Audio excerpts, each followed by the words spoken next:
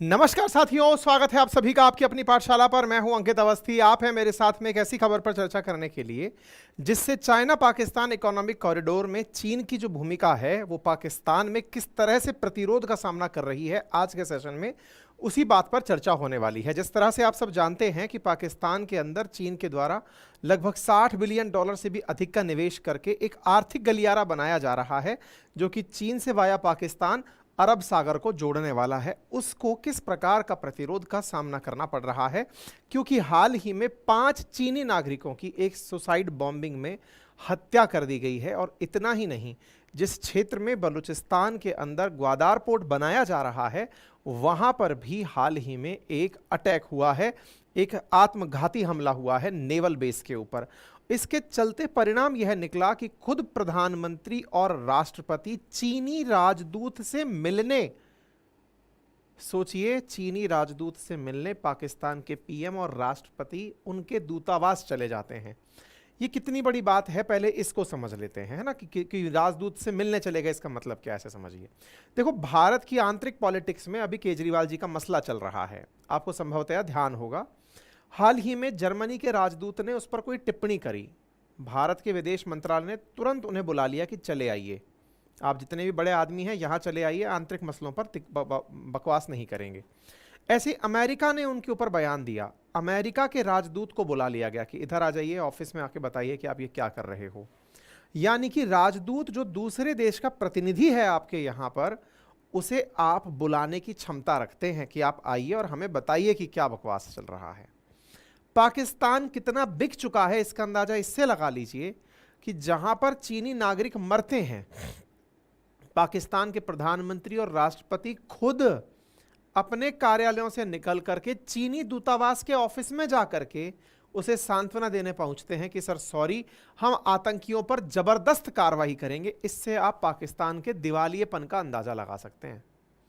इस दिवालियेपन की कथा को डिटेल में समझेंगे, लेकिन क्रम में समझते चलिए कि पाकिस्तान में चीनियों के नाम पर अभी क्या क्या हुआ है। पाकिस्तान के अंदर जो ग्वादार पोर्ट है, जिसको सीपैक के अंदर सबसे इंपॉर्टेंट माना जा रहा है, बलूचिस्तान का ही हिस्सा है ग्वादार पोर्ट। वहां पर कहा जाता है कि कराची के बाद दूसरा सबसे बड़ा नेवल स्टेशन है तरबत के नाम से।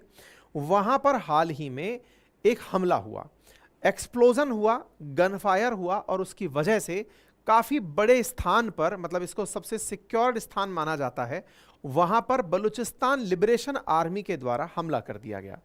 भारत के पश्चिम और उत्तर की तरफ स्थित पाकिस्तान और उसके दक्षिण पश्चिम की तरफ स्थित क्षेत्र है बलूचिस्तान, जिसे क्षेत्र के हिसाब से सबसे बड़ा माना जाता है। वहां पर एक तरबत नाम का इनका एक नेवल एयरबेस है। पाकिस्तान में Gwadar airport, Gwadar naval base, या फिर कहिए ग्वादार पोर्ट, यहां से सीपैक निकल करके यूं होते हुए वाया पाकिस्तान होते हुए पूरा क्रॉस करके चाइना से कनेक्ट करने वाली जगह है। इसकी सुरक्षा में तरबत करके इन्होंने एक नेवल बेस बनाया हुआ है। वहां पर कुछ आतंकी घुसे और आतंकी बताए गए बलूचिस्तान लिबरेशन आर्मी के, वो यहां पर पहुंचते हैं और यहां पर जाकर ब्लास्ट कर देते हैं। इस प्रकार का एक नेवल बेस है। इस नेवल बेस पर से ये तस्वीरें पब्लिक में आती हैं। इन तस्वीर में आने के बाद से ये पता चल गया कि अल्टीमेटली यहां पर क्या हुआ था, क्योंकि यहां पर जबरदस्त फ्लेयर्स उड़ती हुई पाई गई। पाकिस्तान की तरफ से कहा गया कि हमारे नेवल बेस पर अटैक हुआ है, लेकिन इससे केवल एक ही सैनिक मारा है। तस्वीरें जारी हुई जिसमें कि बलूचिस्तान लिबरेशन आर्मी के लोग इस नेवल बेस में घुसते हुए दिखाई दिए और गन फायर की आवाजें दूर से देखी गई। जो सैनिक शहीद हुआ उसके ऊपर पाकिस्तान के अंदर सांत्वना दिया गया। ठीक है साहब, चारों आतंकियों को मार दिया गया, लेकिन अल्टीमेटली सबसे बड़ा कारण निकल के आया कि बलोची लोग किस चीज का विरोध कर रहे हैं। असल में बलूचिस्तान का मानना है कि पाकिस्तान उनके संसाधनों को चीन को दे रहा है।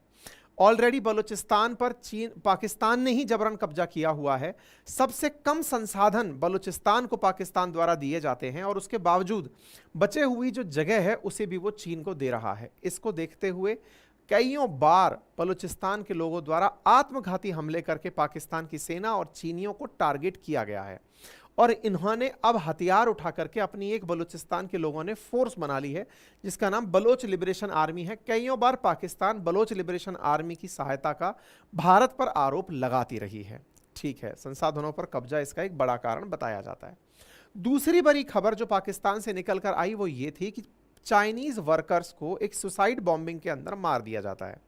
और जब इस तरह की खबर अंतर्राष्ट्रीय मीडिया में छपती है तो यह चर्चा होने लगती है कि यह घटना कहाँ हुई, क्या यह भी बलूचिस्तान में हुई? बोले नहीं। जिस जगह पाकिस्तान के उत्तर में दासू करके इनका एक डैम बन रहा है, वहां पर घटना हुई। क्या हुआ? खैबर पख्तूनवा करके पाकिस्तान का एक प्रोविंस है, वहां पर दासू नामक इंडस रिवर पर एक डैम बन रहा है।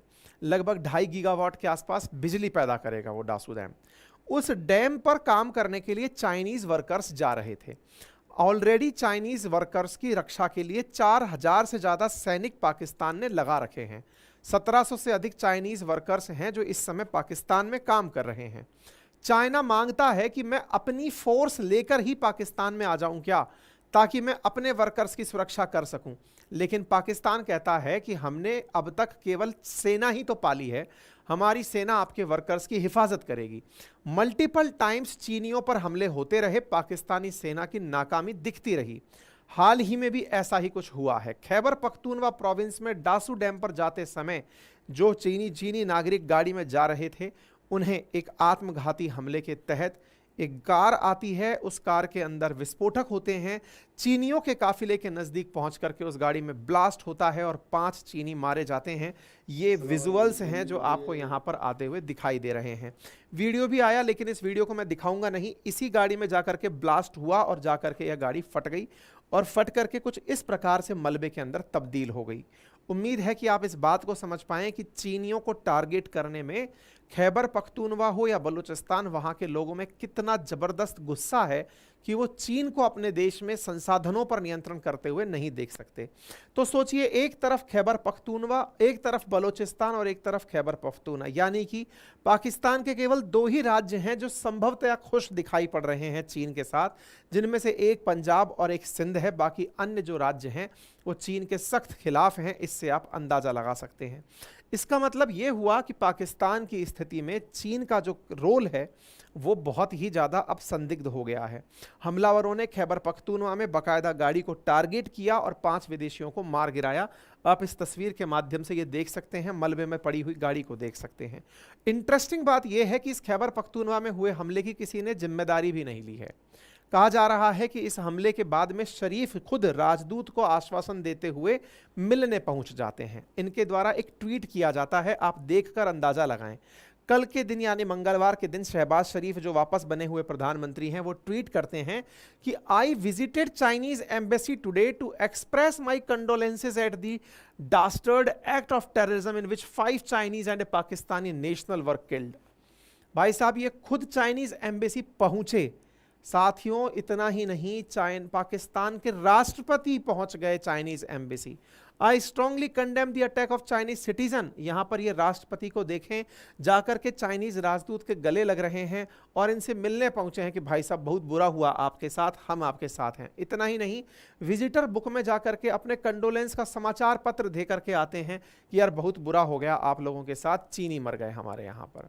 आप देखें किस तरह से चीनी राजदूत के पास जाकर के ये खुद वहां सांत्वना देने पहुंचे, क्योंकि इन्हें डर है कि अगर चीन भी नाराज हो गया हमसे तो फिर हमको कौन जिंदा देगा, हम कैसे पलेंगे, क्योंकि बाकी वेस्टर्न वर्ल्ड तो हमसे पहले ही खफा है। चाइनीज एम्बेसी ने भी इस बात पर कहा कि भाई ठीक है, हमारा प्रोजेक्ट चलता रहेगा, हम मजबूती से खड़े रहेंगे और पाकिस्तान में हुए हमलों का भी हम संयुक्त रूप से जांच करेंगे। पाकिस्तान से हमारी मित्रता यूं ही बरकरार रहेगी, क्योंकि जब दोनों ही पैरों में जाकर गिर गए कि सर सॉरी, गलती हो गई हमसे, थोड़ा हमें माफ़ करें और हम आपको पूरी जांच में सहयोग करेंगे। खैर, इनके एम्बेसडर को लेकर के सब लोग पहुंचे और उस जगह पर जाकर के सांत्वना वांत्वना दी गई और तस्वीरें उसकी जारी हुई। पाकिस्तान के पीएम शहबाज शरीफ ने चाइनीज लोगों पर हुए हमले की जांच के आदेश भी दे दिए हैं। 13 पाकिस्तानी बस ब्लास्ट किल 13 इंक्लूडिंग चाइनीज। बीजिंग ने इस बॉम्ब ब्लास्ट के अंदर जिम्मेदारी तय की है। ऐसा पहले भी हुआ जब 21 के अंदर ऐसी हरकत हुई थी। ऐसा पहले भी हुआ जब जुलाई 2021 में चाइना पहले ही कह रहा था कि भाई साहब हम आपको सिक्योरिटी के लिए भी पैसे देने को तैयार हैं, चाइनीज़ लोगों की सुरक्षा करें। अब जिस जगह ये घटना हो रही है that is Dasu hydro power project, जो कि इंडस रिवर पर बनाया जा रहा है। यह इंडस रिवर पर कुछ इस तरह से देखा जा सकता है। दासू पावर प्रोजेक्ट के तहत चाइना के माध्यम से जो सीपैक के तहत जो मदद इनको दी जा रही है, बिजली उत्पादन में पाकिस्तान की मदद की भेजी जाएगी। कुछ इस प्रकार के टेरेन में लोअर हिमालय के अंदर स्थित यह जगह है जहां पर बिजली उत्पादन इसके माध्यम से किया जाएगा। Dasu hydro power project China की मदद से बन रहा है, लेकिन पाकिस्तान में इसका विरोध है कि चाइना इस माध्यम से हम पर कंट्रोल स्थापित कर लेगा। इसके चलते लगातार कईयों बार इनको टारगेट किया गया है और चाइना पाकिस्तान इकोनॉमिक कॉरिडोर में व्यवधान पैदा करने के लिए जो लोकल ग्रुप्स हैं उनका बहुत जबरदस्त विरोध रहा है। इसके चलते कई बार चीनी लोगों ने पाकिस्तान से जाने का निर्णय भी लिया।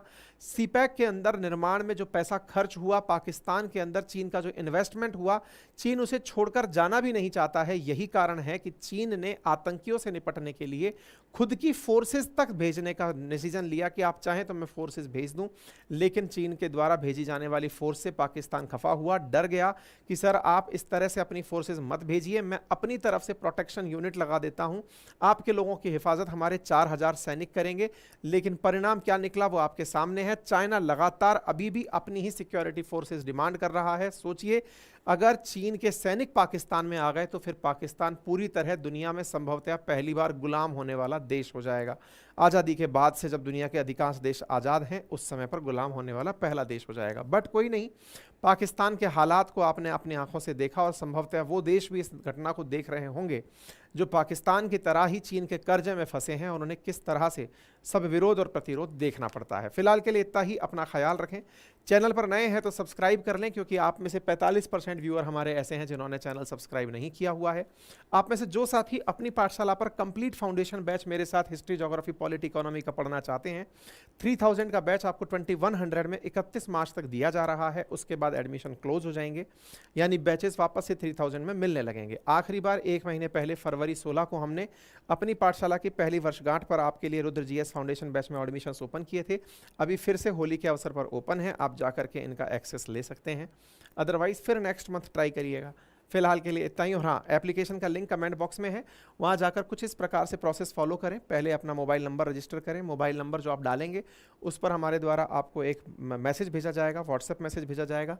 जो लिंक दिया होगा उसके माध्यम से पेमेंट प्रोसीड करें और पेमेंट कर